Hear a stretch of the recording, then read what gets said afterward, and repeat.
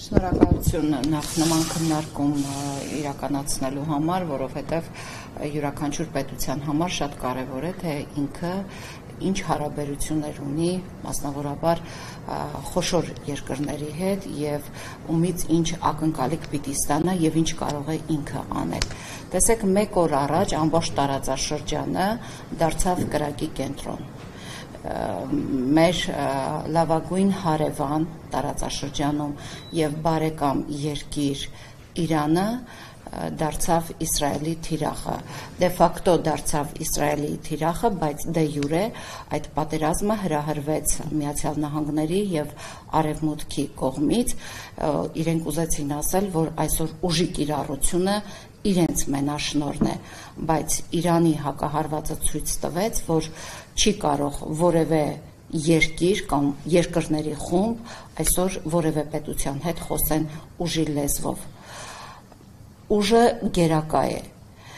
Ինչ ենք այստեղ բանախոսները խոսեցին, ինչ է արվել, քննադատեցին, տարբեր օրինակներ բերվեց, ինչու է այսօր հայ-ռուսական հարաբերությունները այն մակարդակի վրա, որը 10 տարի առաջ չէր, տարբեր քննադատություններ հնչեցին, ես ուզում եմ ասել, որ մենք ունենք դրա լուծումը, մասնավորաբար համահայկական ճակատշարժման առաջնորդ գեներալ Արշակ Կարապետյանը իր հրապարակային ելույթներում բազմիցս ասել է, որ Հայաստան, Ռուսաստան, Իրան դաշինքին այլընտրանք չի կարող լինել։ Դա ոչ թե ասվում է, որովհետև մենք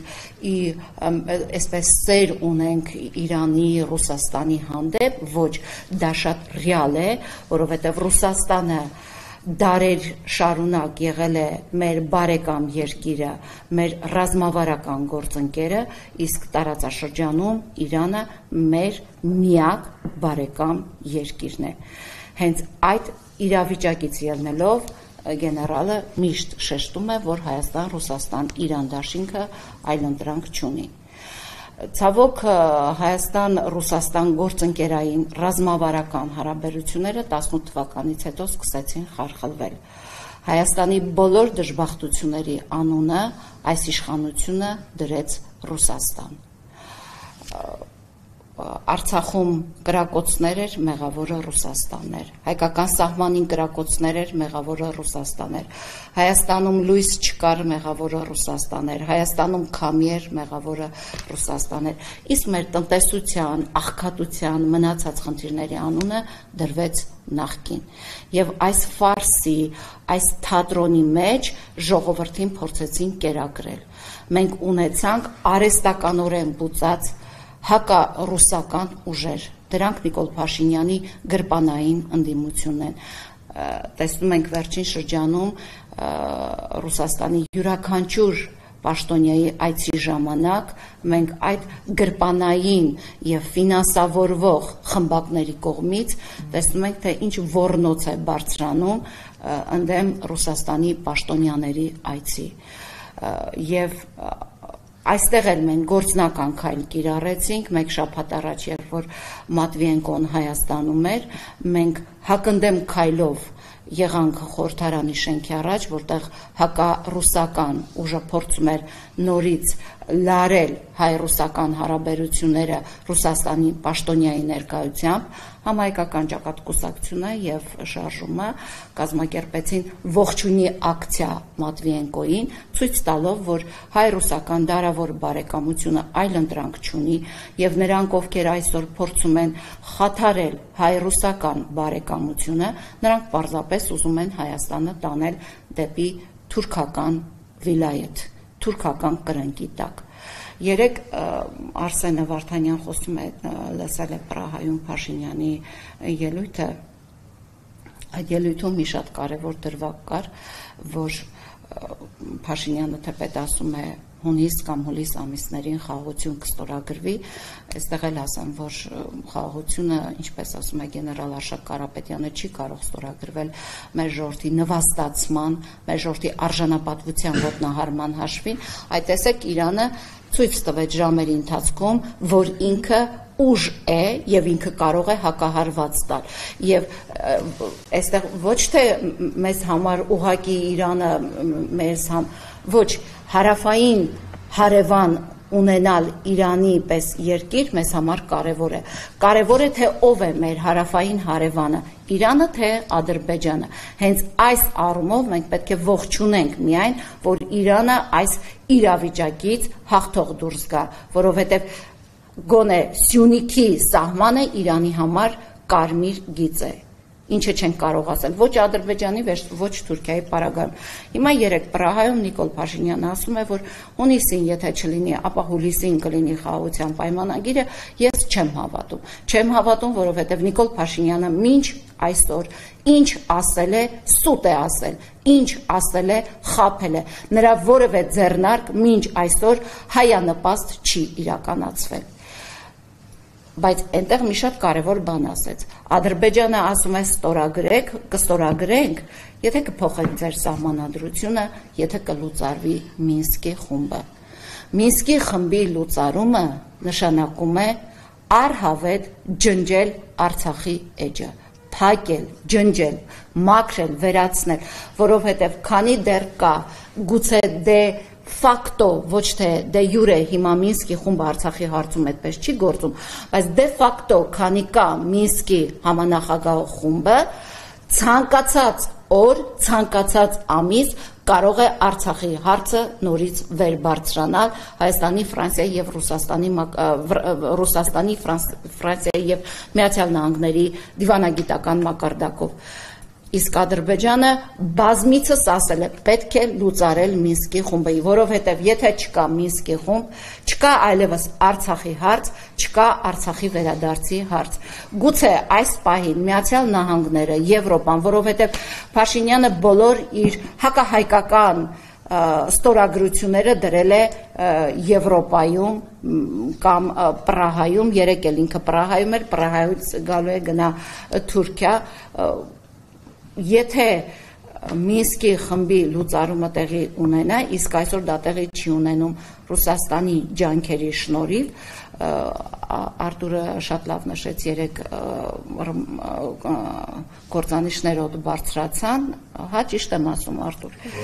այո, դա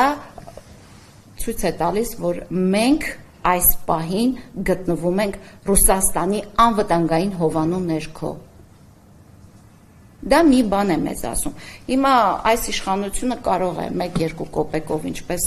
ասացի, իրենց գրպանային ընդդիմությունը, այնպես էլ իրենք կարող են վաճառել մեր հարաբերությունները, բայց մենք իդեմս համահայկական ճակատշարժման առաջնորդի որդեգրել ենք շատ հստակ հարաբերություն Ռուսաստանի հետ, շատ հստակ հարաբերություն հարևան Իրանի հետ, մնացած բոլոր երկրների հետ մեր հարաբերությունները պետք է կարգավորվեն առաջին հերթին իշա Հայաստանի, հետո իշա մնացած այդ երկրների։ Մենք չենք կարող այսօր ոտքի տակ դնել մեր Արտուրը նորից ասած տարիներ շարունակ Ռուսաստանը մեզ զենք է տրամադրել։ Քանի տարի է ասում են զենք ենք բերում այս երկրից, զենք ենք բերում այն երկրից, 4 միլիարդի Ադրբեջանը կործանիչներ է ձեռք բերել։ Ինչ է արել Հայաստանը, որ երկիրը ինչ է տվել։ Տեսնում ենք, որ 3000 դրամանոց զինատեսակը ձեռք է բերվում 12 միլիոն դոլարով։ Գեներալ Արշակ Կարապետյանը վերջին շրջանում բազմաթիվ ահազանգեր է հնչեցնում նաև, թե ինչ խայտառակ վիճակում է այսօր մեր սահմանային իրավիճակը, մեր եվրոդիտորդներ են կանգնած այնտեղ։ Մենք որևէ արձագանք լսել ենք, թե Խոզնավարի, Սյունիքի, Տավուշի ուղղությամբ մենք վերջին ամիսներին ինչ կրակոցներ ենք ունեցել։ Ես խոսում եմ եվրոդիտորդների մասին, չեմ խոսում այստեղ պաշտպանության նախարարության ասածի մասին, նրանք ոչինչ չեն ասում։ Բացարձակապես մենք ոչինչ չենք լսել, թե այդ դիտորդները ինչ են արձանագրել, եւ Իրանի պահը ցույց տվեց, որ աշխարհը առաջնորդվում է երկակի ստանդարտներով։ Աստված մի արասցե, եթե վաղը Սյունիքի նկատմամբ հարձակում տեղի ունենա, իսկ այս լարվածությունը, եթե շարունակվի, ես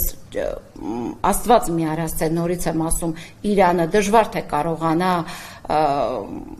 Սյունիքը փորձել այսպես պահել իր բռերի մեջ, որովհետև ինքը իր տարածքային խնդիրը կփորձի լուծել, Սյունիքի հարցը իսկապես վտանգված կլինի։ Ինչ ենք անելու մենք։ Աշխարհը նորից ասելու է կողմերին հանդարտության կոչ ենք անում, ավելին որևէ երկրից չսպասել։ 44-օրյա պատերազմի ժամանակ մենք տեսանք, որ միակ երկիրը դա Ռուսաստանի Դաշնությունն էր, որ Նիկոլ Փաշինյանին 3 անգամ պատերազմը կանգնեցնելու կոչով, հորդորով ու զանգով էր դիմել։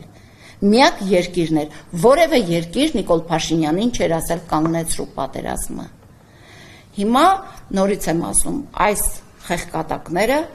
մեր արտաքին դժբախտությունների, բոլոր դժբախտությունների անունը դրել են Ռուսաստան, ներքին դժբախտությունների անունը դրել են նախկիներ։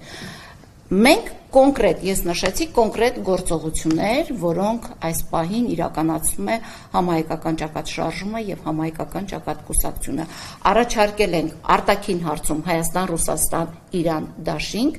եւ ներքին հարցում սկսել անվտանգությունից, մեր անվտանգությունից մինչեւ մեր տնտեսության վերականգնում։